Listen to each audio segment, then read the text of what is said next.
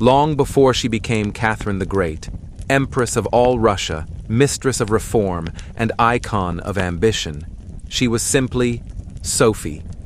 Born Sophie Friederike Augusta von Anhalt-Zerbst in the year 1729. The daughter of a relatively obscure German princely family, her tiny duchy in Pomerania offered little in terms of power. But Sophie herself had something no title could grant: razor-sharp intelligence, relentless charm, and a quiet hunger for greatness. Her upbringing was strict. Her mother, Johanna, was ambitious and cold, more concerned with climbing the social ladder than comforting her daughter. Her father, a Prussian officer, was distant, formal, and largely absent. From a young age, Sophie learned to walk the tightrope between obedience and strategy. She read everything, spoke multiple languages, and mastered the art of reading a room before speaking a word, skills that would soon become her greatest survival tools. When Empress Elizabeth of Russia began searching for a bride for her heir, Grand Duke Peter, she looked beyond Russia's borders. Peter was of German descent, and Elizabeth believed a foreign bride, grateful, modest, and easy to control, would be the perfect fit. Sophie checked every box: noble blood, Lutheran background, which she'd be required to abandon, and a reputation for both humility and poise. At just 14 years old, Sophie was summoned to Russia. She arrived in the freezing capital of St. Petersburg in the winter of 1744, wrapped in thin German fabrics and a diplomatic smile. Her name was Sophie, and her mother, ever the strategist, pushed her forward like a chess piece. But Sophie had her own game in mind. To become acceptable in Russian society, she converted to orthodoxy, publicly, symbolically, completely. She took a new name, Ekaterina Alexeyevna, or as history would remember her, Catherine. It wasn't just a change of religion, it was the burning of a bridge, a step into a foreign empire with no return ticket. No one watching that quiet teenage girl in a fur-trimmed coat could have predicted what would come next. Betrayal, revolution, enlightenment, empire. From the moment Sophie stepped into the Russian court, she stopped being a pawn and began planning how to become a queen. Her marriage to Grand Duke Peter was supposed to secure her place in the Romanov dynasty. But from the start, it felt more like a cage than a crown. Peter, heir to the Russian throne, was no fairy tale prince. Awkward, immature, obsessively attached to toy soldiers. He preferred playing war games in his chambers over ruling a nation, or acknowledging his wife. Some accounts claim he refused to consummate the marriage for years. He idolized Frederick of Prussia and resented the Russian court that had adopted him. Catherine, in contrast, embraced her new home. She studied the language, memorized its history, learned Orthodox customs with unwavering focus. She wanted to belong. He wanted to disappear. And that mismatch wasn't just personal, it was political. The Russian court was a nest of whispers, paranoia, power plays. Every glance held weight. Every rumor could kill. Empress Elizabeth still ruled, but her health was failing. Everyone sensed a shift was coming. Everyone had an agenda. Catherine was watched constantly. Her letters read, her friendships questioned. Even her servants were told to listen more than serve. She couldn't trust her husband, or her mother, or the walls around her. But Catherine was no fool. She played the court's game with quiet precision. She built relationships, earned the favor of generals, spoke with scholars, projected calm while her husband threw tantrums in public. Behind closed doors, she read Voltaire, Montesquieu, and other voices of the Enlightenment. While others saw a nervous consort, Catherine was building a vision, not just for herself, but for an empire. A nation of strength, education, and reason. But there was one problem. As long as Peter lived, Catherine remained in limbo, a wife without power, tied to a throne she could never touch. So she waited, she observed, and she planned. She knew the Russian crown wouldn't be inherited, it would have to be taken. In 1762, nearly 2 decades after arriving in Russia, Catherine saw her moment. Empress Elizabeth had died. Peter, now Peter III, ascended to the throne, and immediately began unraveling his own reign. In just months, he alienated the clergy, mocked the nobility, and insulted the army. He lavished praise on Prussia, Russia's sworn rival, undid key reforms, threatened divorce, and made clear he planned to replace Catherine with his mistress. The court cooled, the generals whispered, and the people watched their new czar with unease. Catherine, always listening, always calculating, made her move. In July of that same year, while Peter was away at his summer palace, she struck. It was a bloodless coup, backed by high-ranking officers, including her lover, Grigory Orlov, and his powerful brothers. Catherine rode through St. Petersburg in full regalia. She was proclaimed Empress Catherine II and won the loyalty of the feared Imperial Guard. Peter, caught off guard and isolated, surrendered within days. He was taken into custody, and shortly after, found dead under mysterious circumstances. Officially, a sudden illness. Unofficially, assassination.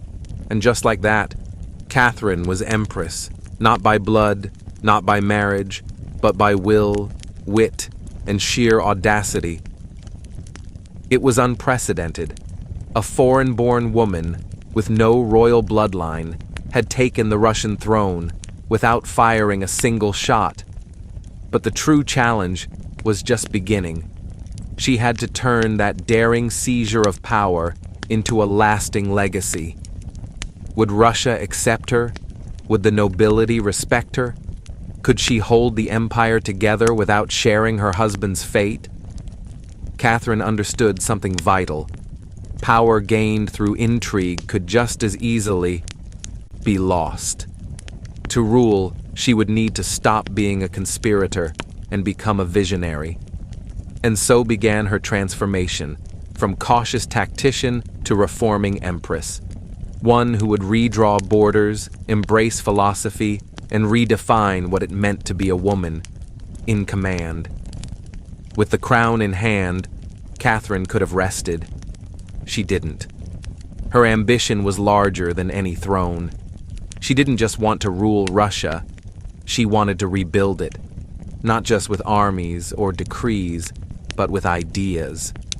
While Peter played with toy soldiers and idolized Frederick of Prussia, Catherine immersed herself in the ideas of Voltaire, Diderot, and the great thinkers of the Enlightenment. She believed in reason, in progress, in the monarch's duty to serve the people, even as she ruled them with absolute power. Catherine didn't just read philosophy, she lived it. She corresponded with Voltaire for over 15 years, charming him, flattering him, and defending her rule with elegant logic. She invited Diderot to her court and bought his entire library just to support him financially. Behind palace doors, she devoured legal texts, debated reforms, and mapped policies to modernize a medieval empire. In 1767, she formed the Legislative Commission, an ambitious attempt to rewrite all of Russian law. Her nakaz, or instruction, became a political manifesto in disguise.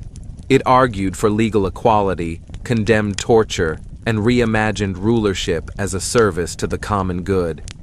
For 18th century Russia, this was revolutionary. But ideals don't always survive contact with reality. Russia was still feudal. still deeply conservative, and ruled by nobles who liked their serfs exactly where they were, beneath them. Catherine understood this. She moved carefully. She limited torture. She expanded secular education. She built schools, founded libraries, and opened intellectual spaces. But to keep the nobility loyal, she also protected their rights to control the peasants beneath them. This was her balancing act. Philosopher queen in public, political realist in private. She walked a tightrope between Paris salons and Moscow backrooms, between Enlightenment ideals and Russian survival. In many ways, Catherine wasn't trying to make Russia European. She was trying to make it modern, on her own terms. That meant reform, but with an iron hand wrapped in a velvet glove.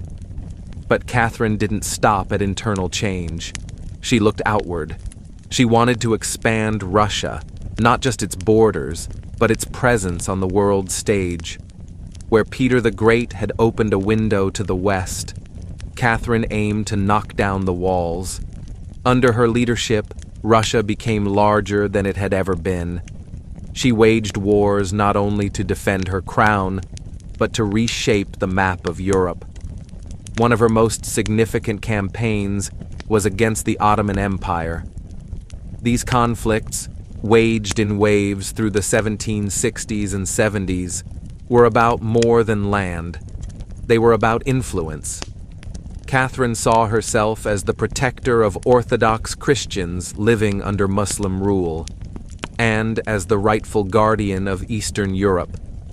Under generals like Suvorov and Potemkin, Russia captured Crimea, the northern coast of the Black Sea, and precious warm-water ports long sought by Russian rulers. These victories weren't just strategic, they were symbolic. With each conquest, Catherine sent a message. Russia was no longer Europe's strange, backward cousin. Russia was no longer just present on the map. It was a continental force, and Catherine wasn't done. She turned her gaze westward. Through a mix of deals, diplomacy, and quiet force, she took part in the partitions of Poland, alongside Austria and Prussia. By 1795, after the third and final partition, Poland disappeared from the map. Russia gained vast new territories and millions of new subjects. But Catherine didn't conquer only with armies. She colonized with ideas. New cities were founded. Trade routes expanded. German settlers were invited to cultivate distant farmlands. The Russian Empire became a mosaic, from the icy shores of the Baltic to the sunlit coast of the Black Sea. And through it all, Catherine remained the central force, reading reports, issuing orders, personally overseeing the shape of her empire. Critics would call her imperialistic, power-hungry. But to Catherine, expansion wasn't ambition. It was destiny. A great ruler, she believed, was measured not just by their ideas, but by their borders. Catherine didn't just want to rule Russia. She wanted to remake it as a cultured, strategic, and undeniably powerful empire, loyal to her, and her alone.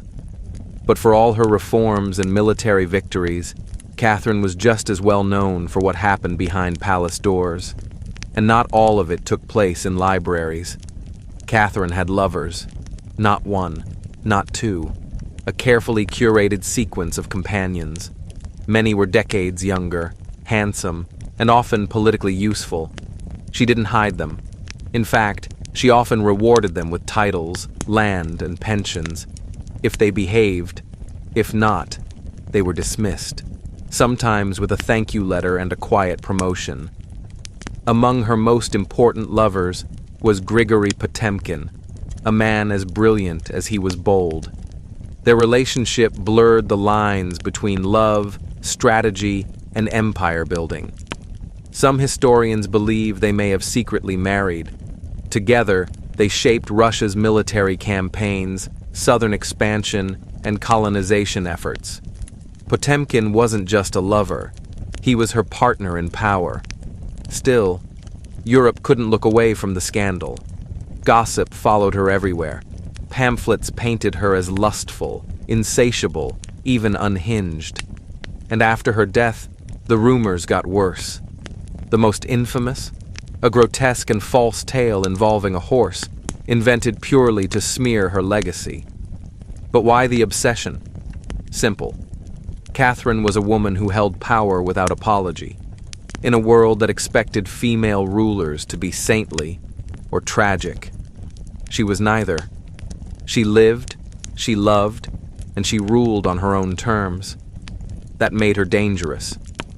Ironically, while her critics painted her as immoral, Catherine was deeply philosophical about love and sexuality. She believed pleasure was part of life, not in conflict with leadership. She separated emotion from governance, a balance few male rulers ever managed. In truth, her liaisons were often strategic.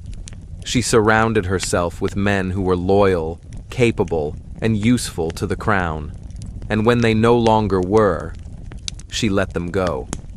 Politely, generously. Her love life didn't weaken her rule. It was part of her political calculus, a blend of passion and power that made her unforgettable, and sometimes unstoppable. But even Catherine's reign wasn't without danger. In 1773, that danger arrived in the form of a bearded Cossack named Yemelyan Pugachev. He wasn't your typical rebel. Pugachev claimed to be Peter III, Catherine's dead husband. According to him, he had survived the coup and returned to reclaim his crown from the foreign impostor. It was absurd. Peter was long dead. But to Russia's poor, exhausted, and oppressed lower classes, truth wasn't required. Sometimes, hope is enough. That's all Pugachev needed to ignite a fire. He promised freedom from serfdom, lower taxes, and land for the common people. His words swept across the Volga River region like sparks in a drought. Among Cossacks, peasants, and old believers, his rebellion felt like salvation.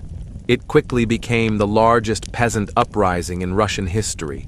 Towns fell, fortresses collapsed, nobles were slaughtered. For a brief, terrifying moment, it looked as if the empire might fracture. Catherine was shaken. This wasn't a foreign threat. It was a revolt from within. But she didn't panic. She acted. Professional troops were dispatched to crush the rebellion, ruthlessly. In 1774, Pugachev's forces were defeated. He was captured, displayed in an iron cage, and beheaded in Moscow, a very public warning. After that, Catherine doubled down on control and surveillance. Her dream of liberating the serfs quietly disappeared. The rebellion had shown her the limits of enlightenment in a nation still shackled by feudal chains. She now leaned harder on the nobility, offering loyalty in exchange for total control over their serfs. It was a turning point. The empress who once quoted Voltaire now prioritized order over idealism. Reform became cautious. Whispers of rebellion were stomped out before they could breathe. Pugachev lost his head, but left behind a warning. Power built on inequality cannot hold forever. By the time Catherine the Great reached the final chapter of her life, she had ruled Russia for over 30 years, longer than any woman in its history.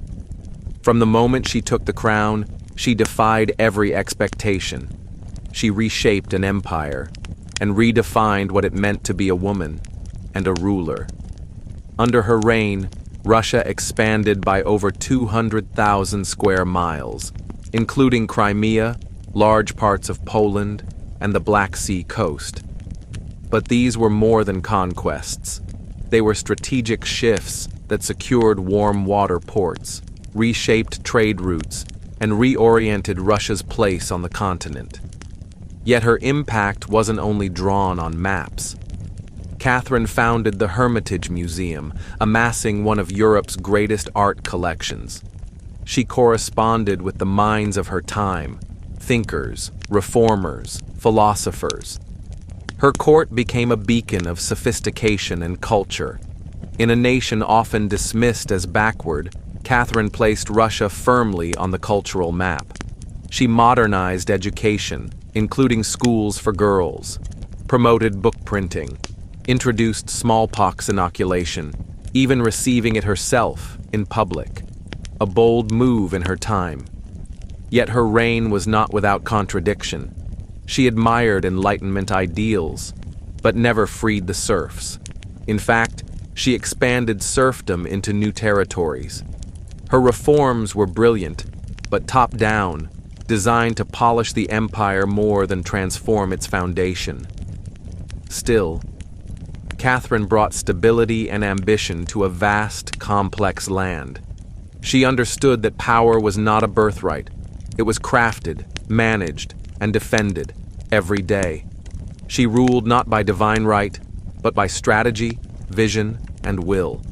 History has called her many things: a manipulator, a tyrant, a reformer, a seductress.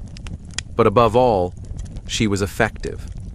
When she died in 1796, Russia was larger, wealthier, and more formidable than it had been in centuries. She left behind a secure throne, an expanded empire, and a legacy that would stretch far beyond her lifetime. Catherine didn't just reign. She ruled with intellect, strategy, and unapologetic force. And in doing so, she became more than an empress. She became a myth. For all her victories, her letters, and her maps carved into history, Catherine the Great remained, at her core, a woman navigating a world never meant for her. She wasn't born Russian. She seized the crown in a coup. She ruled an empire that never truly welcomed a woman in charge. And yet, she didn't just survive. She thrived. Catherine was never content to be ornamental. She read constantly, wrote endlessly, governed ferociously. Her daily life was relentless. Hours spent reading reports, answering foreign envoys, editing state papers, and managing a court filled with whispers and ambition. She didn't just sit on the throne. She worked it, like someone born to power. And yet, for all her confidence, she was often alone, surrounded by lovers, artists, and courtiers, but writing in her memoirs how few people she could truly trust. Her son, Paul, the one she distrusted and kept away from power, had grown into a man she feared, not for his strength, but for his ability to undo everything she had built. Her deepest bond with Grigory Potemkin faded into quiet friendship. And when he died in 1791, he left behind a silence that never fully healed. Catherine understood image. She crafted hers carefully. She posed as the mother of Russia, the enlightened monarch, the warrior empress, and patron of the arts. But behind every crown and canvas was a woman who had endured betrayal, rejection, rebellion, and kept going. When she died in 1796, she left behind a transformed empire and lingering questions. Could she have ended serfdom? Were her ideals compromised by political necessity? Was she a reformer, or simply a ruler? History remembers her by a title she never gave herself: the Great. Not because she was flawless, or kind, or just, but because she took power and wielded it on her own terms in a time when women weren't supposed to hold any. Catherine didn't just wear the crown, she rewrote what it meant to deserve one. But now, we journey elsewhere. Deep in the humid jungles of Chiapas, southern Mexico, ancient ruins rise like stone ghosts from the forest floor. This is Palenque, once a great Maya city. Its temples and towers still whisper stories of kings, priests, and forgotten dynasties. In 1994, one of those whispers became a voice. A team of Mexican archaeologists, led by Fanny Lopez Jimenez, was surveying Temple 13, a modest pyramid, standing quietly beside the more famous Temple of the Inscriptions. That temple held the tomb of the mighty Pakal the Great. Temple 13? It was thought to be unremarkable, until they found a sealed chamber beneath it, unlooted, untouched, pristine. When the team broke through and lowered themselves inside, they found a stone sarcophagus resting in eerie silence. The air was heavy with the weight of centuries. As they opened the lid, a crimson cloud rose into the air, a shocking, vibrant red. The body had been buried in powdered cinnabar, toxic mercury sulfide used ceremonially by the Maya. And lying within that cloud was the skeleton of a woman, fragile, intact, still wearing a jade mask. Around her, necklaces, ear spools, diadems, all carved from jade and shell. Everything about the burial screamed royalty, yet there was no name, no glyph, no inscription to identify her. It was one of the richest female tombs ever found in Mesoamerica, and no one knew who she was. The archaeologists gave her a name, La Reina Roja, the Red Queen. Even with modern forensics, her identity remains a mystery. Was she a queen? A priestess? Pakal's wife? No one can say for sure, but her burial was unlike anything else. Her tomb wasn't just ceremonial, it was spiritual. She was meant to be remembered, not with names, but with ritual, with color, and with the mystery she left behind. The most haunting part? The red dust. Cinnabar coated everything. The sarcophagus, the walls, her bones, even the jade offerings. It clung to stone like blood to memory. For the Maya, red was sacred, the color of sunrise, of sacrifice, of life reborn from death. Cinnabar wasn't decoration, it was transformation. In Maya belief, death wasn't the end. It was a passage into another cosmic layer. And this woman, whoever she was, wasn't being buried. She was being prepared for deification. But there's another layer, one that modern science can't ignore. Cinnabar is toxic. Repeated exposure leads to mercury poisoning, tremors, hallucinations, even death. The Maya didn't know the chemistry, but they felt the power. It was volatile, potent, dangerous. To bathe a body in it was to declare this was no mortal. In all of Palenque, only a few were buried with cinnabar. One of them was Pakal the Great. The other was her. That one detail, the cinnabar, drew immediate speculation. Was the Red Queen his wife, his mother, or someone of equal divine standing? Her skull rested on a layer of jaguar skin, another sacred symbol tied to royalty and the underworld. Around her lay bone needles, obsidian blades, and miniature jade figurines, hints of rituals performed either in life or in her honor at death. Every object in her tomb told a story, without words, a story of power, cloaked in secrecy. A woman prepared to cross into the underworld, not in silence, but in ceremony, drenched in the color of sacrifice. Surrounding her crimson-covered remains was a world of silence, broken only by the gleam of jade, shell, and polished obsidian. These were not decorations. They were offerings, hand-picked to guide her spirit through the Maya afterlife. Xibalba. At her sides lay jade necklaces, heavy and cold, their surface still radiant after centuries underground. Jade wasn't just beautiful, it was sacred. To the Maya, jade represented eternal life, the green of maize, the breath of the jungle, the soul of the gods. Only the elite were buried with jade. For the Red Queen, it covered her chest, her wrists, her ears, a clear sign that in life, she had held power, perhaps even divine favor. One of the most haunting objects was the jade death mask placed delicately over her face. Not golden like Egypt's pharaohs, but mosaic. Dozens of tiny jade tiles, cut and fitted to mimic the shape of her skull. The mask had a purpose: to preserve identity, to protect the soul, and to present her as divine in the eyes of the gods. Scattered near her bones were bone needles, obsidian blades, and carved shells. Tools of ritual? Symbols of status? Likely both.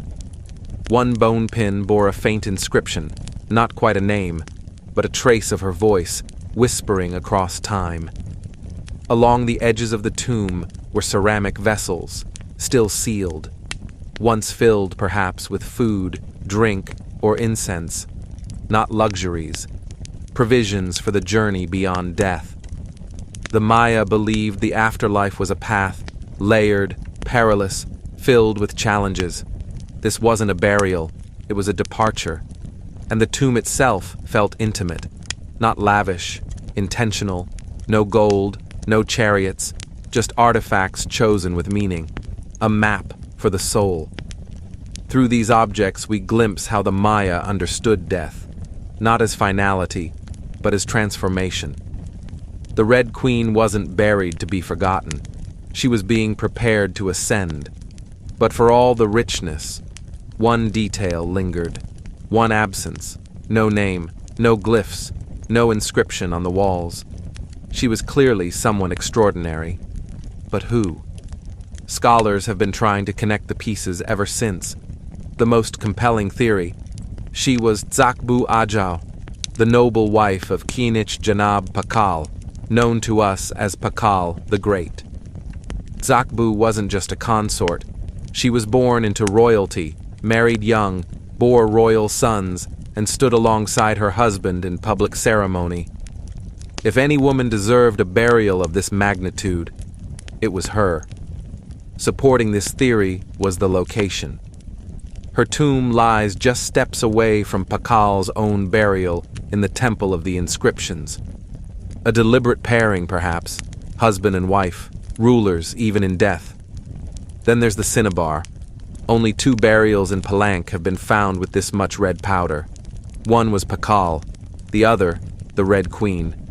Surely not a coincidence. And yet, the mystery remains. DNA tests were run. The results, inconclusive.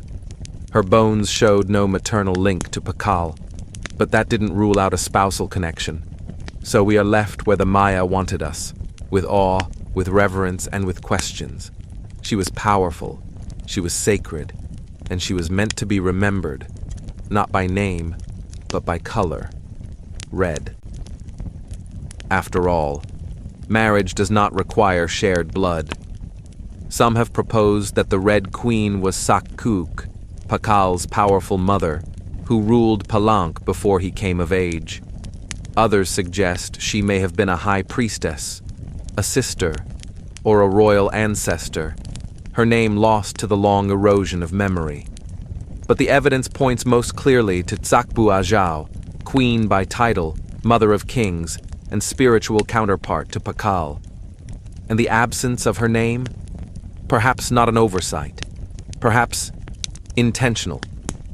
In Maya cosmology, the soul lived on not through monuments, but through ritual, symbol, and the whispers of the earth.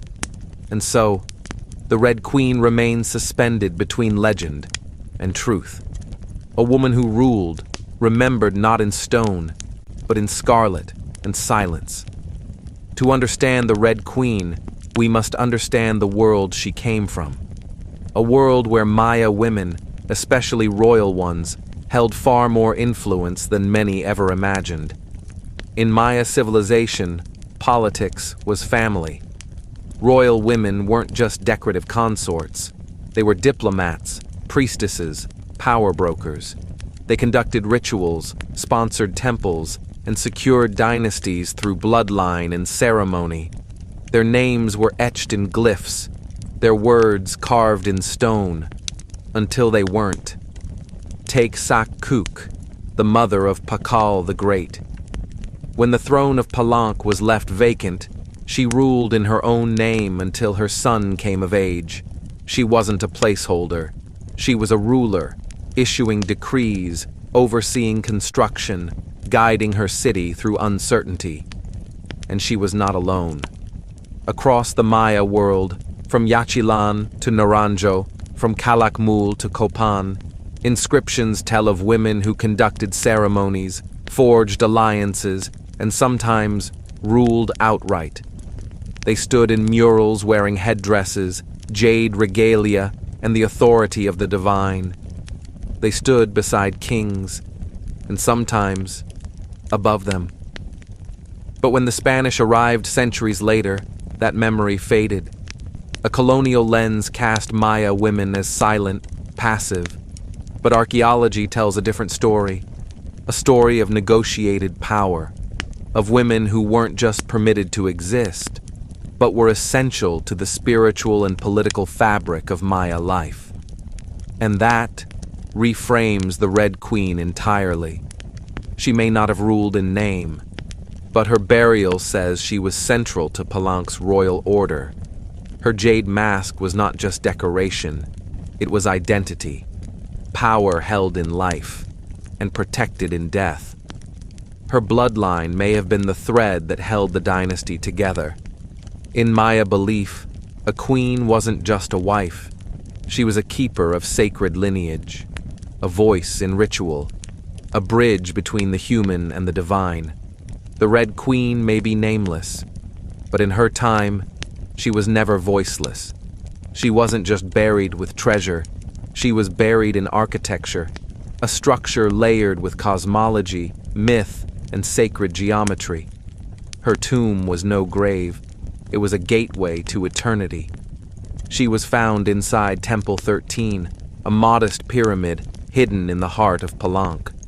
But its location, just steps away from Pakal's grand resting place, speaks volumes. Maya temples weren't placed randomly. They were aligned with the stars, dynastic cycles, and divine purpose. Temple 13 rises humbly next to the Temple of the Inscriptions, but it hides something more intimate, a crypt untouched for over 1,300 years, hidden deep within the stone, accessed only by a steep, narrow descent. The journey downward felt almost symbolic, a passage into the underworld. The chamber itself is stark, no murals, no glyphs, just silence. And perhaps that silence is the message. This was not a place for the living to interpret. This was a space for the dead to transform. At its center, her sarcophagus sat like an altar, carved from limestone. It echoed the great stone coffin of Pakal the Great, just next door. But where Pakal's lid is engraved with grand cosmic rebirth, the Red Queen's tomb is quieter. The focus is inward, on the body, the cinnabar, the ritual of death itself. And yet, there are architectural whispers. The tomb is aligned east to west, mirroring the sun's journey from life to death. The chamber is small, but it doesn't feel small. It feels deliberate, personal, a sacred enclosure for someone revered. Maya temples weren't just buildings. They were cosmological tools, bridges between the heavens, the earth, and the underworld. To be buried in one was to be elevated beyond mortality. The Red Queen's eternal home wasn't an afterthought. It was a shrine, a place where death became transformation. Her bones rest in stone, her essence in cinnabar, her legacy in architecture. A temple that speaks without words, telling us she mattered. To the Maya, death was not an end, but a threshold, a sacred crossing into Xibalba, the Maya underworld. And for someone like the Red Queen, this passage was not just spiritual, it was political, cosmological, ritualized. Maya burial rites were choreographed, based in myth, designed to guide the soul through darkness, trials, and divine judgment. Xibalba was not peace. It was a labyrinth, a place of rivers, blood, gods of death. Only those properly buried, ritually prepared, and spiritually equipped could complete the journey. The Red Queen was encased in stone, wrapped in cinnabar, surrounded by offerings. It was an elite burial. And yet, there was more. The presence of bone needles and obsidian blades may point to rituals of auto-sacrifice. These weren't just tools. They were symbols of rites she performed in life, or that were reenacted at her death. Her jade mask, composed of tiny mosaic tiles, wasn't ornamental. It was a vessel, a spiritual medium preserving her identity for the gods. The Maya believed the face was the mirror of the soul, and that the soul had to be recognized.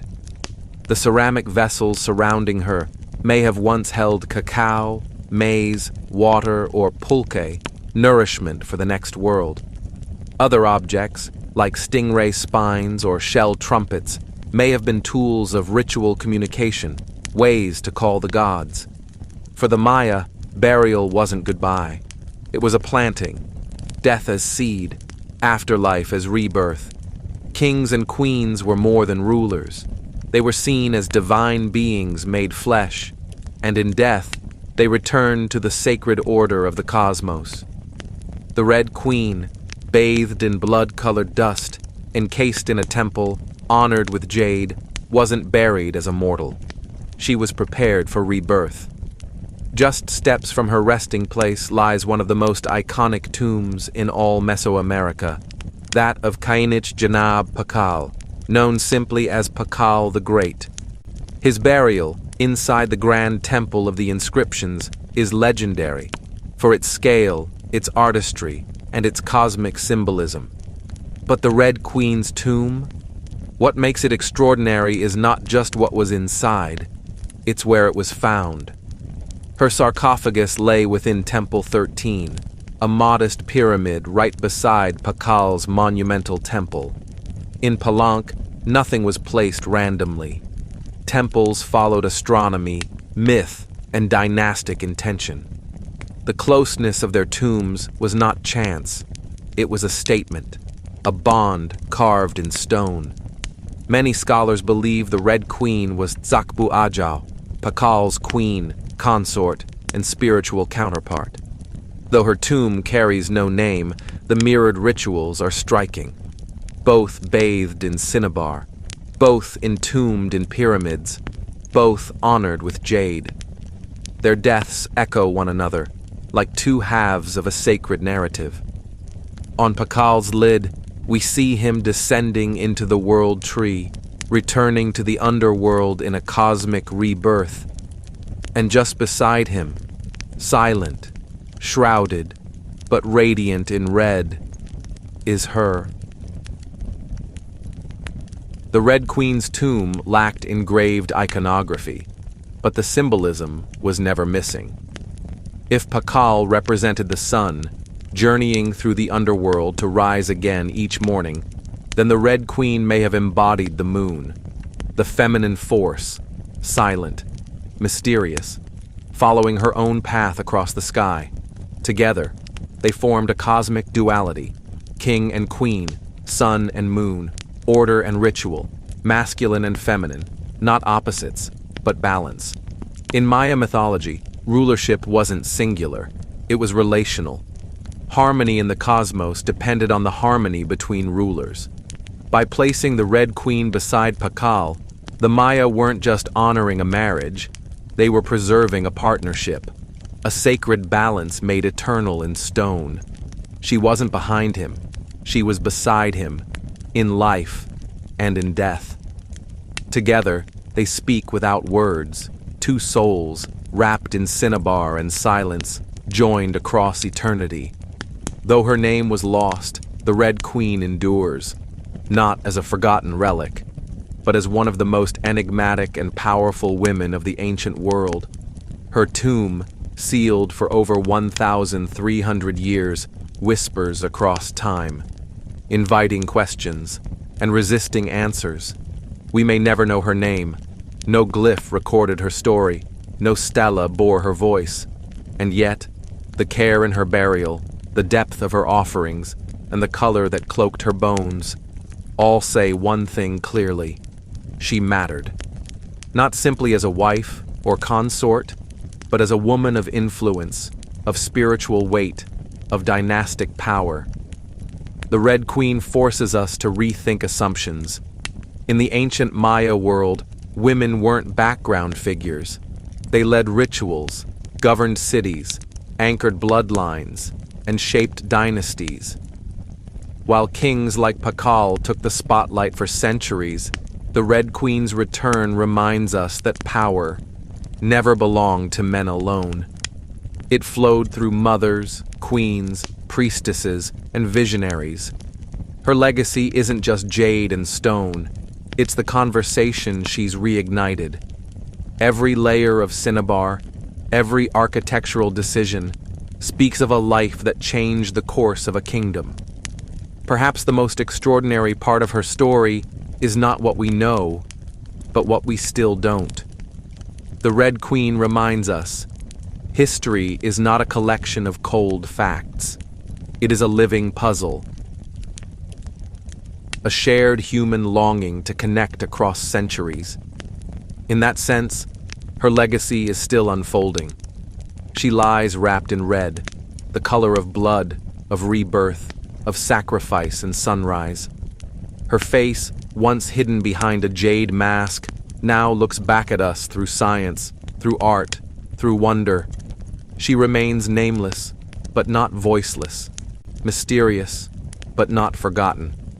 The Red Queen may have ruled a kingdom in life, but in death she rules something greater, our imagination. Her tomb was sealed in stone, her story was written in silence, and still, somehow, she speaks. On the sun-bleached island of Crete, just south of the modern city of Heraklion, lies a ruin that feels more like a dream than a real place. Stone corridors snake in all directions. Rooms twist and double back.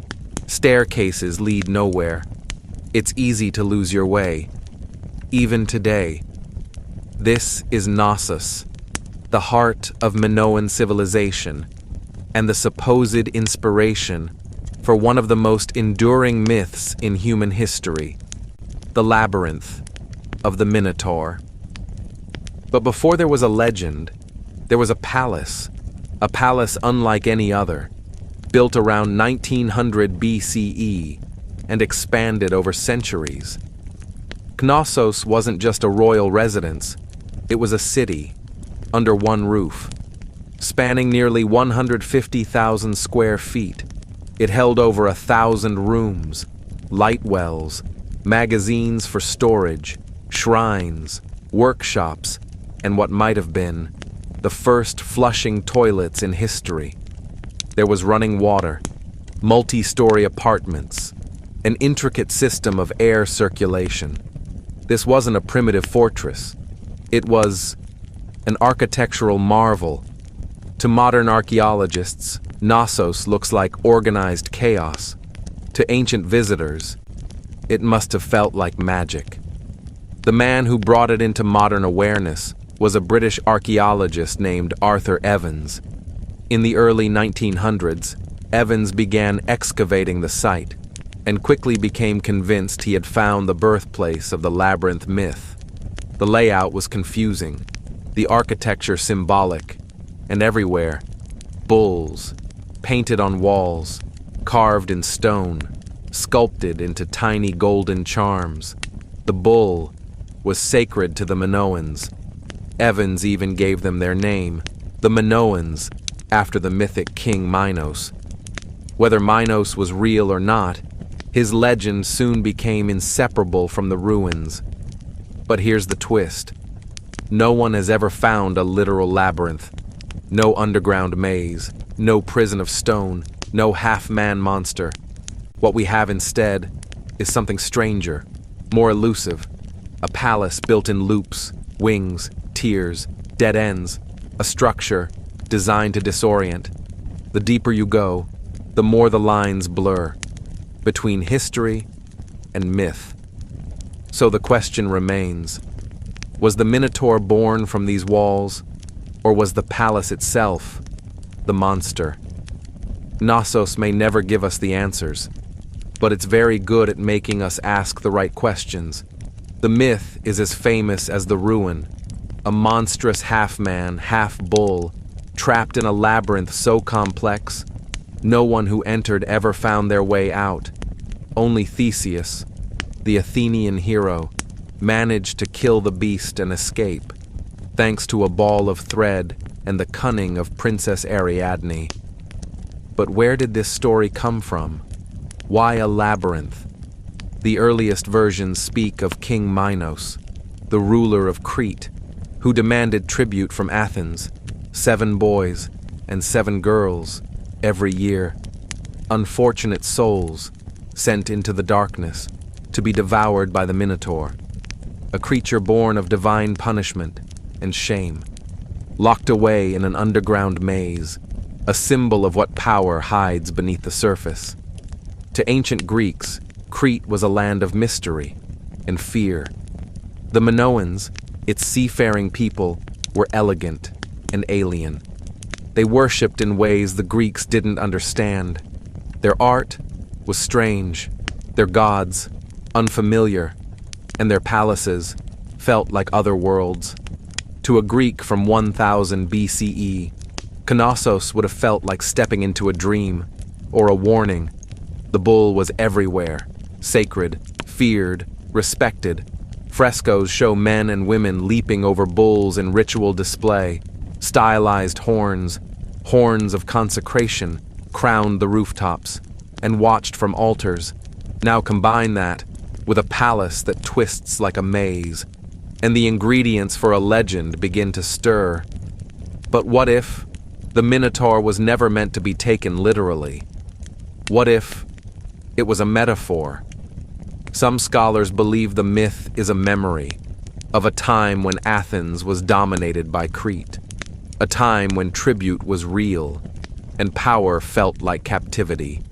The labyrinth as the political trap, the Minotaur as raw, terrifying control. Others see it as something more psychological, a journey inward. The labyrinth as the unconscious mind, the Minotaur, our hidden urges, our darkness. Theseus, the part of us that enters the unknown, with only a thread of memory to guide us out. But no matter how it's read, the myth remains tangled with Knossos. There is no Minotaur, no thread, no hero's escape. But perhaps there is something deeper, not a myth echoing through history, but a history that was always waiting to become myth. Long before Athens raised its marble temples, or Sparta sharpened its spears, there were the Minoans, one of the earliest, advanced civilizations in Europe, and they didn't rule with swords, but with sails, through trade, through beauty, through what felt like a supernatural command of architecture. At the heart of their world stood Knossos, not just a palace, but a living, breathing hub of ritual, commerce, and culture. The Minoans flourished from around 2600 to 1400 BCE. Based on the island of Crete, they carved a web of influence across the Mediterranean, reaching as far as Egypt, Mesopotamia, the Levant, even the distant coasts of Spain. Their ships slid through the waves like silent arrows, carrying saffron, pottery, bronze, luxury goods. They didn't build empires with armies. They built relationships, and that made them rich. What's most striking about Minoan culture is how different it feels from what came after, where later Greek art glorified war, punishment, and wrathful gods. Minoan art celebrated life, nature, animals, flowing human movement.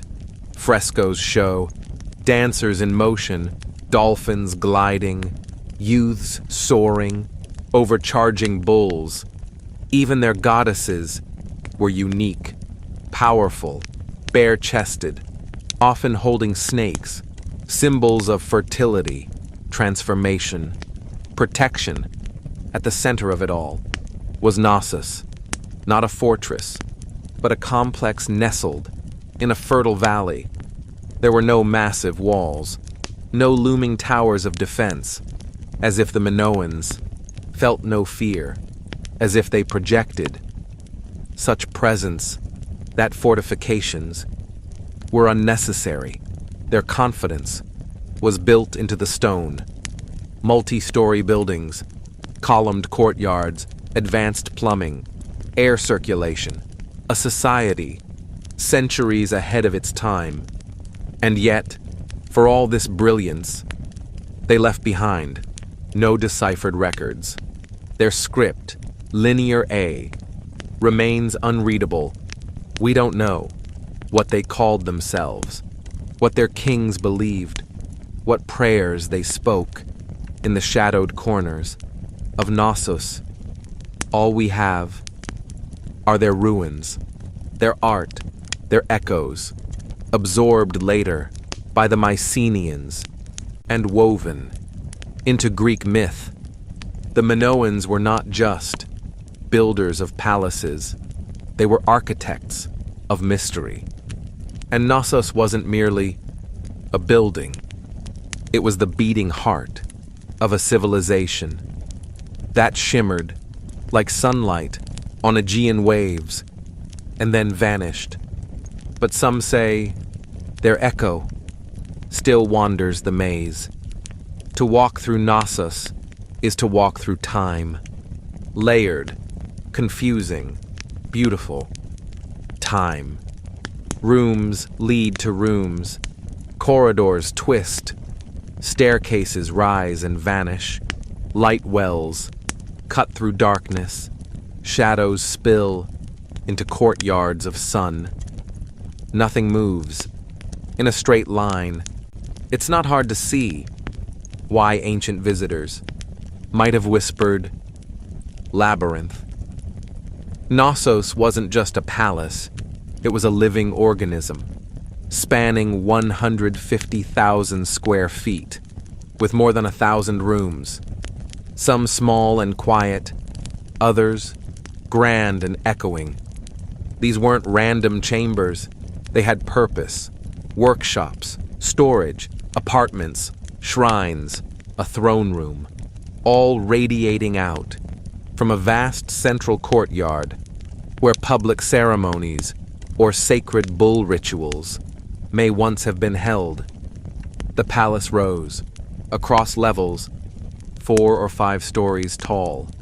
In some places, its design used the natural slope of the land, artificial terraces, deliberate complexity. To walk it, without losing yourself, required memory, instinct, or perhaps a thread. And within this chaos was genius. The Minoans mastered passive ventilation, cooled their rooms with airflow from open shafts. They funneled rainwater through clay pipes, flushed waste long before Rome made it fashionable. One of the most iconic spaces is the so-called throne room, a quiet chamber centered around an alabaster chair set into the wall, surrounded by benches and griffins, painted in profile. Mythical guardians watching silently. Was it the seat of a priest king, a goddess's sanctuary, a court of sacred judgment? No one knows. And the walls, they speak in color. Dolphins swim. Above bathtubs, women in flounced skirts move with grace. Young bodies soar above bulls. The art was not just decoration, it was identity. Earth and sea, fluid and wild. Still, the deeper you go, the more Knossos disorients. Some corridors seem built to confuse. Some chambers feel like echoes. Perhaps that's the root of the myth, not a prison for monsters, but a palace that felt alive, a place built to invoke awe, ritual, and just a touch of fear. No locked doors, no beasts with horns, just stone and silence and the sense that something ancient still stirs behind the walls. Knossos wasn't just an administrative center. It was an expression of the Minoan soul, not in towering temples to Zeus or Athena, but in details. A shrine in a corner, a pillar carved like a horn, an altar that breathes with old secrets.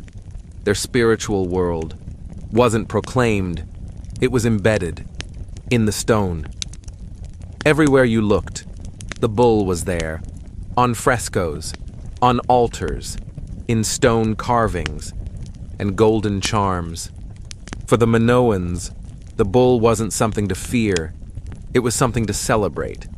The famous bull-leaping fresco at Knossos was not just a depiction of athletic skill. It may have been a sacred rite, young men and women vaulting over a charging bull, a dance between danger and grace, not sport, but sacred theater, perhaps an offering to the gods, or a symbolic triumph over chaos. Then there were the snake goddesses, discovered in the palace's storerooms, tucked beneath the surface, like something hidden but not forgotten. They are among the most iconic Minoan artifacts, bare-breasted, arms raised, snakes coiled in their hands or wrapped around their arms. These were not submissive idols. They radiated power. They were guardians of the household, of fertility, perhaps of life itself. To the Minoans, snakes meant renewal, rebirth, mystery. They slithered between earth and underworld, between now and what lies beyond. The rooms where they were found hint at shrines, intimate, sacred, quiet corners tucked into the palace's heart. And when you step back and see it all together, the frescoes, the horns, the altars, the twisting corridors, Knossos begins to feel less like a building and more like a ritual machine, a structure built not just for living, but for touching the divine. There was no central temple at Knossos, because Knossos itself was the temple. Its walls, its staircases, its art dash. They were all part of a worldview, where the sacred and the everyday were one and the same. This was a place where myth was built in stone, where a corridor might be a passage to the gods, and where every footstep echoed like a whispered prayer. Knossos didn't just house people, it housed gods. For centuries, it stood as a beacon of prosperity, innovation, and grace.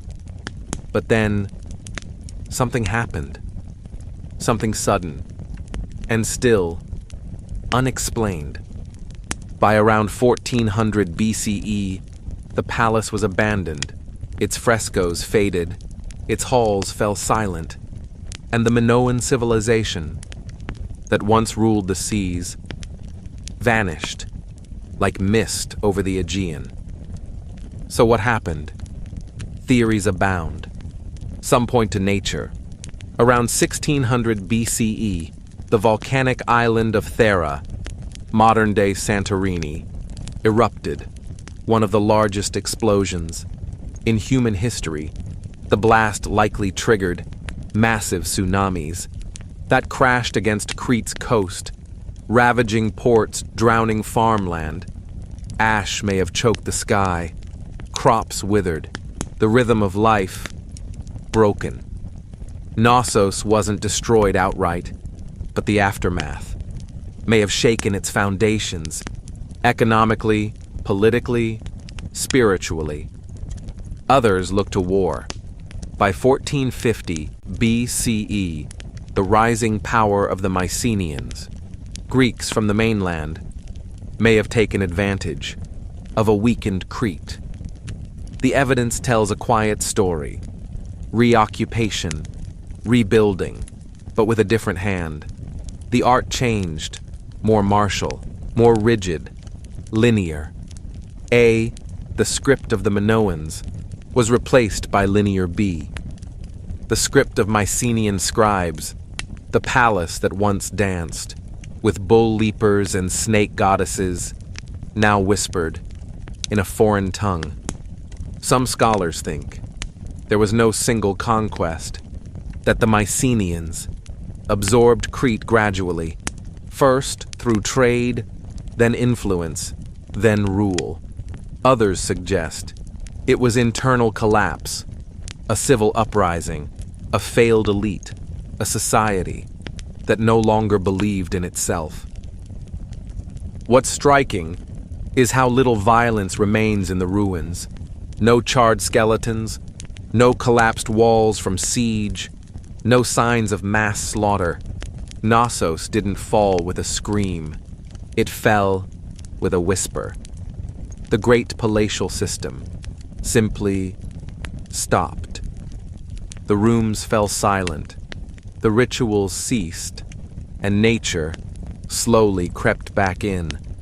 By the time Homer sang of Crete in his epics, Knossos was already a myth, a memory tangled in stories of kings, monsters, and mazes, and maybe that's fitting, because what ended Knossos wasn't just a volcano or an invasion.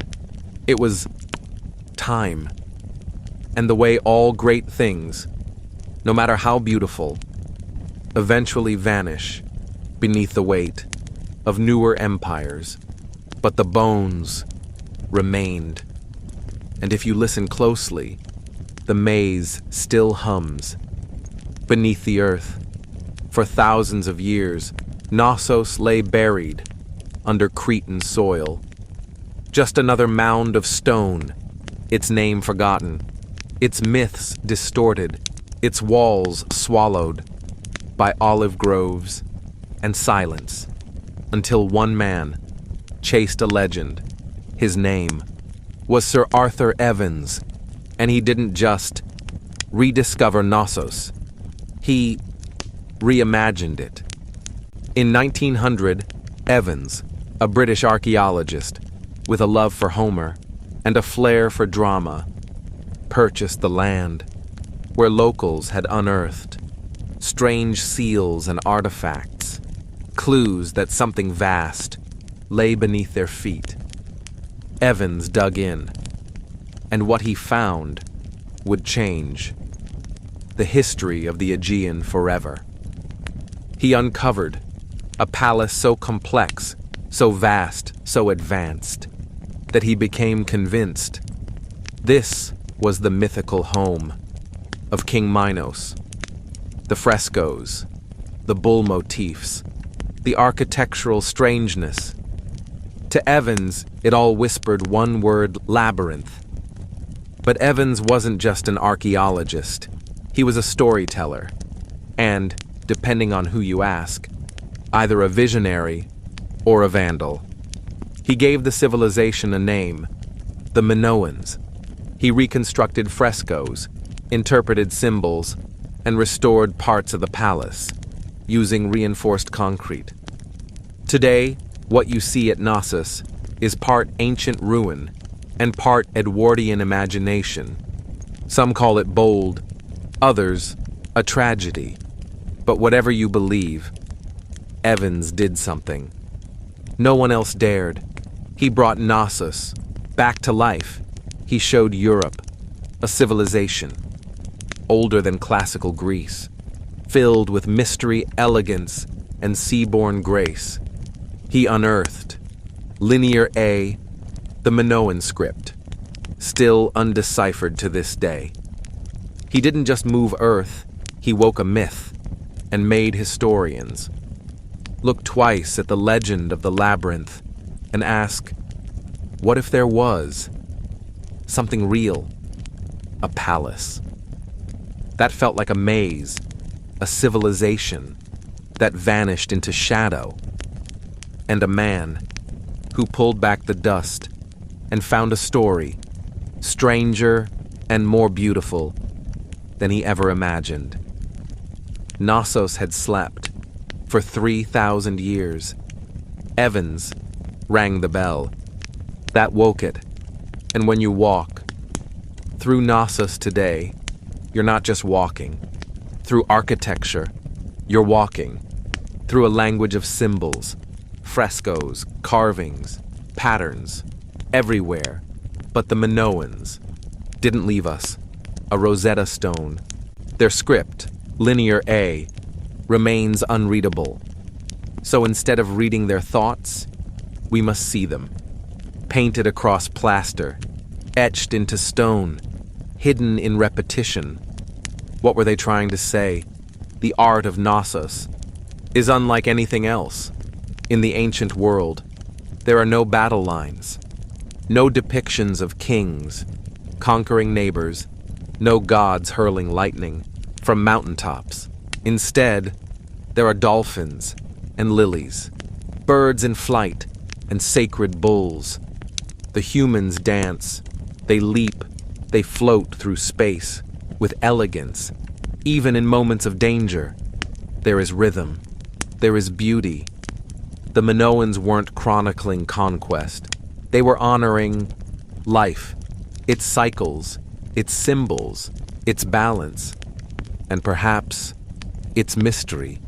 Among their most iconic images is the double axe, the labyrinth, found throughout Knossos, on pillars, in shrines, carved into walls. Not a weapon of war, but a sacred symbol, linked perhaps to female divinity, to celestial cycles, to something just beyond understanding. Some suggest that the very word labyrinth comes from labris, the double axe.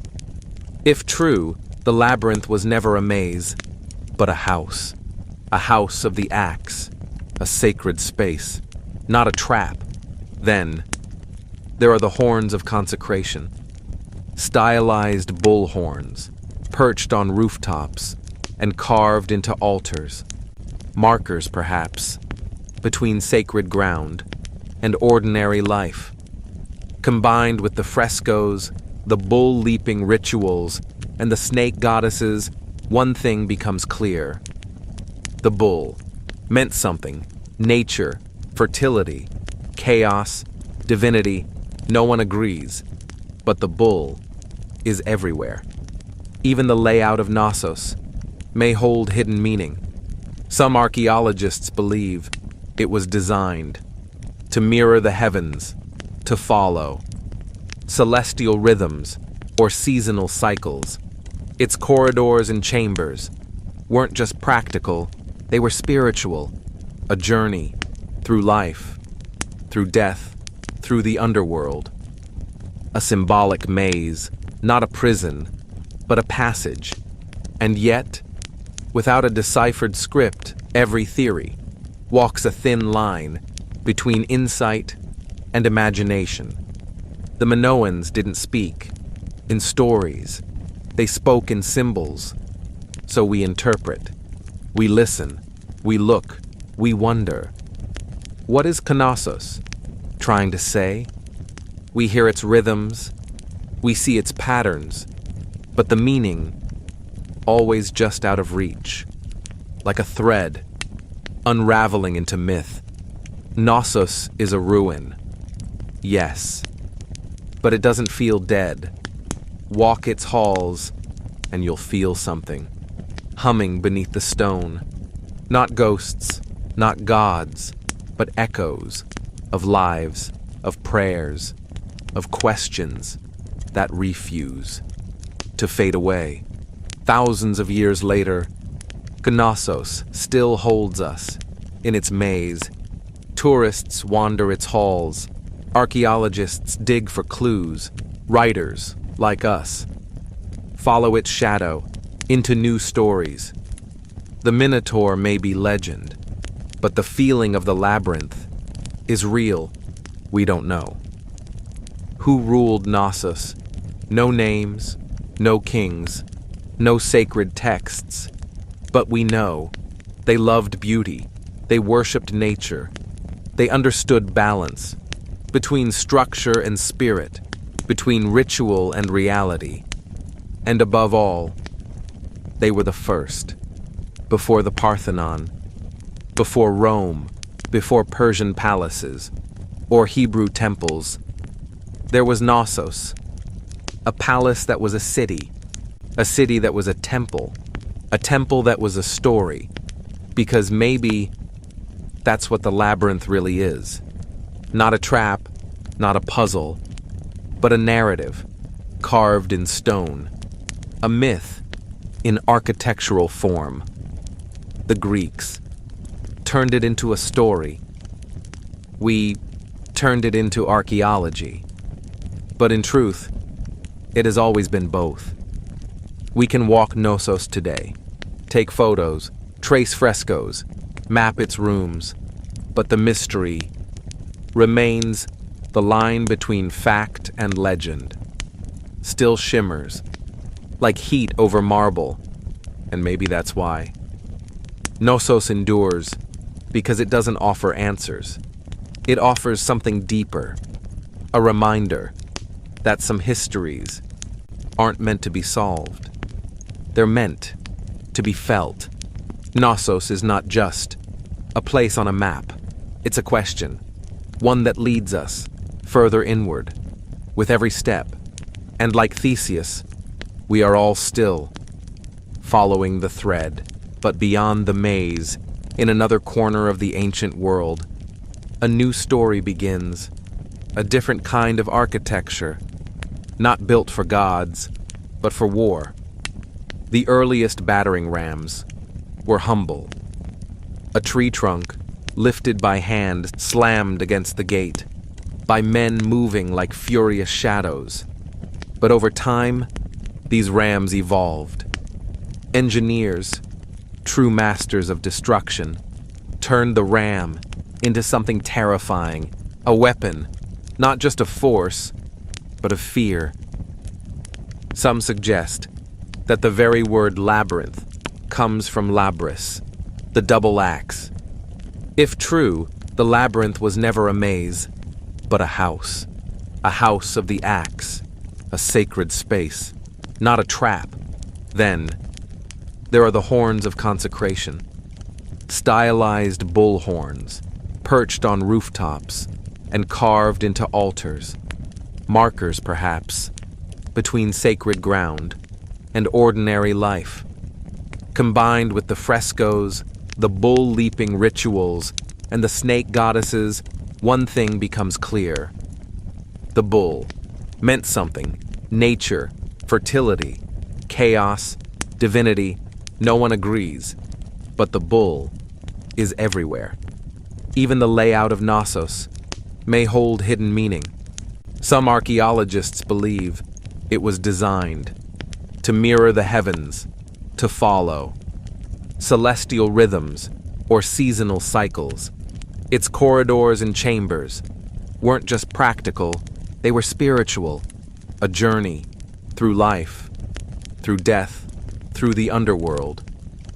A symbolic maze, not a prison, but a passage.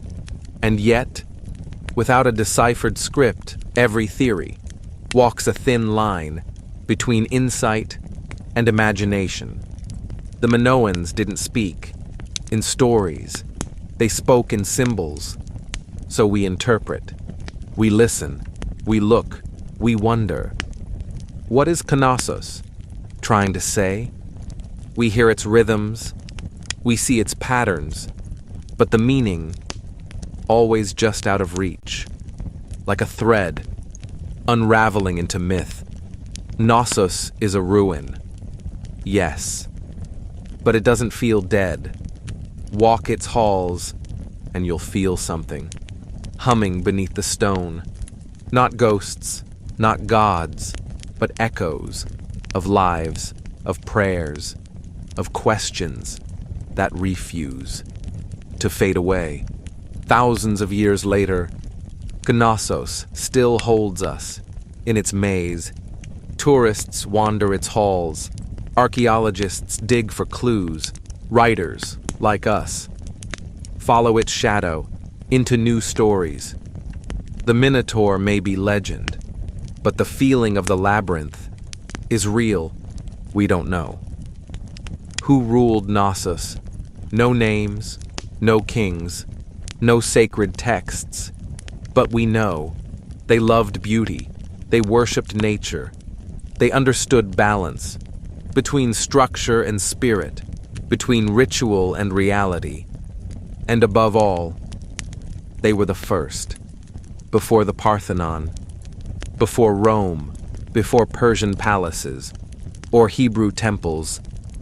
There was Knossos, a palace that was a city that was a temple that was a story, because maybe that's what the labyrinth really is. Not a trap, not a puzzle, but a narrative carved in stone, a myth in architectural form. The Greeks turned it into a story. We turned it into archaeology. But in truth, it has always been both. We can walk Knossos today, take photos, trace frescoes, map its rooms, but the mystery remains. The line between fact and legend still shimmers, like heat over marble, and maybe that's why. Knossos endures because it doesn't offer answers. It offers something deeper, a reminder that some histories aren't meant to be solved. They're meant to be felt. Knossos is not just a place on a map. It's a question, one that leads us further inward with every step. And like Theseus, we are all still following the thread, but beyond the maze, in another corner of the ancient world, a new story begins, a different kind of architecture, not built for gods, but for war. The earliest battering rams were humble. A tree trunk, lifted by hand, slammed against the gate, by men moving like furious shadows. But over time, these rams evolved. Engineers, true masters of destruction, turned the ram into something terrifying, a weapon, not just of force, but of fear. And it wasn't just stones. Trebuchets hurled everything. Diseased animals, burning pitch, pots of lime to blind defenders, even insults, messages wrapped around rocks like grim little gifts from the sky.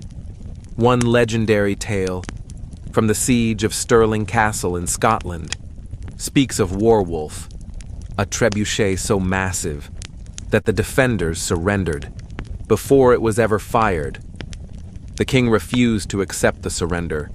He wanted to test the machine. That was the power of the trebuchet. But for all its devastation, it was slow. It took hours, sometimes days, to construct, minutes to reload, and it demanded skilled hands and patient minds. Yet no other siege engine ever combined range, brute force, and psychological horror. Quite like it. It was the medieval version of a slow-motion hammer from the heavens, and when the counterweight dropped, cities held their breath, while catapults attacked from a distance and rams battered the gates. Siege towers took a far more personal route. They rolled right up to the walls and dropped off, armed invaders. Imagine a wooden skyscraper on wheels, covered in wet animal hides to resist fire, brimming with archers and packed with spearmen on every level. That was a siege tower. The ancient world's answer to the armored personnel carrier.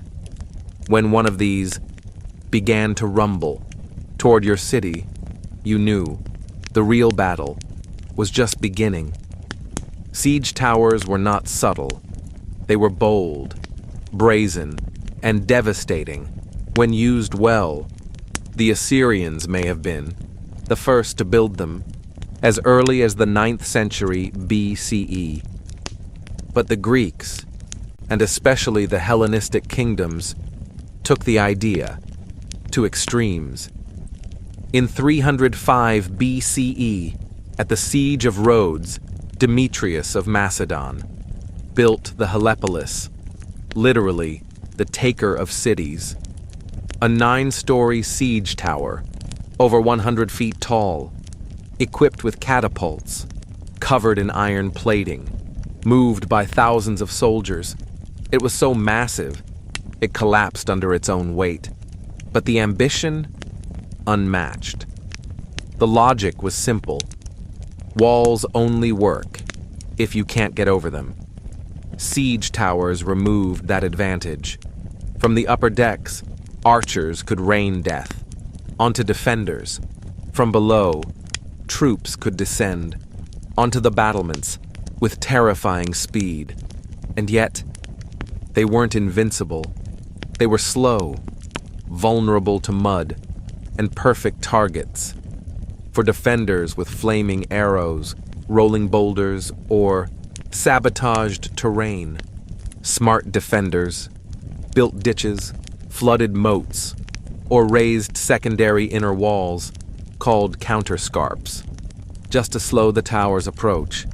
Still, when they worked spectacularly, because a wall breached is one thing, but a wall crawling with enemy soldiers, that was chaos. Siege towers transformed the battlefield. They turned war from a horizontal push to a vertical reckoning. Once the gangplank dropped, there was no going back. It was time for hand-to-hand hell. But not all siege tactics were grand, loud, or visible. Some of the most devastating strategies happened silently underground. Siege tunneling or sapping was the dark art of removing the very ground your enemy stood on. Literally, dig beneath the wall, support the tunnel with wooden beams, then set the beams on fire. When they collapsed, so did the wall. One moment, your fortress stood proud. The next dash, a section crumbled like stale bread. There were no thunderous engines, no great machines, just silence, and then ruin. The Assyrians practiced it early, but it reached its full potential with the Greeks, the Persians, and later, medieval European armies. At the siege of Plataea in 429 BCE, the Spartans tried to dig beneath the city's walls, but the defenders dug back. They met them mid-tunnel, and beneath the earth, the soil turned into a knife fight. This tactic, known as countermining, added a haunting new layer to siege warfare. Now, you had to fear not just the skies, not just the gates, but the very earth below your feet. Imagine soldiers digging in pitch black, hundreds of feet below the surface. No light, no air, just silence and the distant sound of picks striking stone. When they heard tapping that wasn't their own, they raced to intercept, and that's when The knives came out, underground, claustrophobic, lit only by torches, fought with shovels, blades, and bare hands. There was no glory in this, only dirt, terror, and the suffocating press of earth on all sides. But when undermining worked, the result was biblical. In 1215, during the siege of Rochester Castle in England, King John's men dug beneath the southern wall. They packed the tunnel with pig fat and set it ablaze. The wooden supports collapsed, and with them, an entire tower came crashing down. The defenders were stunned. Soon after, they surrendered. By the 13th century, siege engineers had become masters of collapse. They studied soil, measured pressure, planned destruction with terrifying precision. They weren't just soldiers, they were geologists, demolitionists, and often a little mad, because siege warfare taught a brutal truth. If you couldn't go over the wall and couldn't go through it, you could always take it down from below. But siege warfare wasn't just about destruction, it was about defiance, and the defenders had their own weapons. Some of them were fire. The most feared among them, Greek fire, created by the Byzantines. In the 7th century CE, this napalm-like substance clung to everything, wood, stone, skin, and kept burning, even on water. It was sprayed from bronze siphons or hurled in clay pots, and it turned ships, siege towers, and men into screaming infernos. Its formula, a state secret, so closely guarded that it died with the empire. But its legacy? Fire. That wouldn't go out. Other, simpler weapons were no less cruel. Boiling water, boiling oil, boiling sand, poured through murder holes, those quaint little openings in castle ceilings, onto invaders who dared approach. Oil was feared the most. It soaked through cloth and armor, then ignited, turning men into torches they couldn't extinguish. Boiling sand, though quieter, was just as cruel. It slipped into the gaps in armor, around the wrists, the neck, and burned from the inside out. No flash, no fire, just agony. And then there was gravity, simple, relentless, unforgiving. Stones, logs, even dead animals dropped from parapets onto siege engines or clustered soldiers below. The goal? Break morale and bones. But some defenses were more creative. Traps, pits, collapsing bridges, spiked barricades. A castle wasn't just a fortress. It was a puzzle, built to punish. Every trap bought time. And in siege warfare, time was everything. Every day the walls held meant more disease in the enemy camp, more hunger, more doubt, more hope for reinforcements.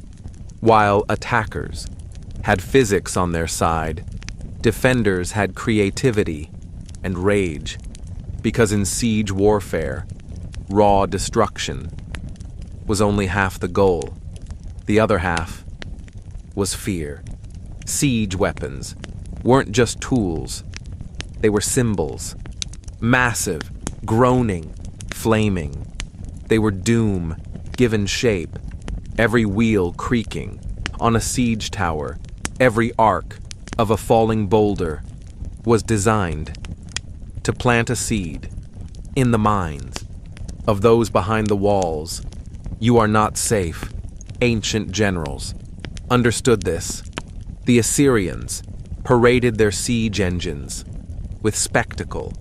The Romans built siege camps within view of the defenders, letting them watch, as rams were assembled and catapults tested. It was all part of the script. Siege was theater, and fear was the opening act. Sometimes the payloads themselves carried messages: a severed head, a mangled general, a body still in its armor, so the defenders would know exactly who had just died. During the siege of Constantinople, the sky didn't rain just stone. It rained corpses, rotting, diseased, hurling fear into every alley and prayer hall. Siege was not just a contest of armies, it was a conversation between stone and fire, a language spoken in screams and silence. During the Mongol siege of Kaffa in 1346, it's believed that plague-infected corpses were hurled over the city walls, a gift of death wrapped in disease. That single act may have helped ignite one of the deadliest pandemics in human history. The Black Death, the trebuchet, wasn't just a weapon. It was a message. When one of these wooden giants rolled into place, everyone inside the fortress heard it before they ever saw it. The creak of the winch, the groan of rope straining under tension, the heavy thunk of the counterweight swinging down like the heartbeat of an incoming storm. But the most terrifying part was the unknown. Would it be a stone, a barrel of fire, a rain of arrows, or just silence? Ominous, waiting, a silence so heavy it scraped across your nerves. Because sometimes, even silence was a weapon. The slow, steady thump of a battering ram, the sudden hush before a shot was loosed. Both could unravel men's minds, faster than fire ever could. Siege warfare was psychological. Commanders knew that fear could do what flame could not. Convince a city that its gods had left, that its walls were useless, that resistance was pointless. And when that mental dam cracked, the gates often opened without a fight, because sometimes the mind collapses before the masonry. And then came gunpowder. By the late medieval era, the old wooden siege engines began to fade, not with a whimper, but with a roar. Cannons changed everything. A single iron ball could do in seconds what a trebuchet took hours to accomplish. Stone walls, once sacred, impenetrable, became brittle obstacles, waiting to be shattered. By the 15th century, castles weren't conquered by undermining or fire, but by thunder. And yet, the legacy of those ancient engineers didn't vanish. It evolved. Modern artillery, ballistic missiles, rocket launchers, all of them are descendants of the same question. How do you break what was built not to break? The answers still lie in trajectory, force, tension, timing, principles discovered long before. Gunpowder had a name, even modern military psychology. Shock and awe, overwhelming force, the display of power before the first strike, is rooted in the theater of ancient siege.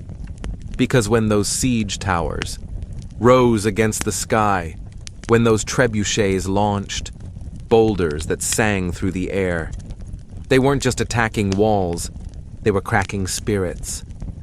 You can still see their legacy, etched into stone. At Masada, where Roman siege ramps still scar the desert. At Constantinople, where layer upon layer of walls stood for 1,000 years until cannon fire. finally silenced them. At castles across Europe, where round towers and angled bastions whisper stories of adaptation and survival, and even now, in a world of drones and digital weapons, siege warfare hasn't disappeared. It's just gone digital. Cities are still surrounded, only now it's with firewalls, sanctions, or silence. Media blackouts, supply chain blockades, economic sieges. But at its core, the soul of the siege remains unchanged. Someone wants in, someone wants to keep them out, and both sides are still willing to wait, to build, to break. The battering rams are gone. The trebuchets are museum pieces, but the spirit of siege warfare, it's still alive, and as destructive as ever.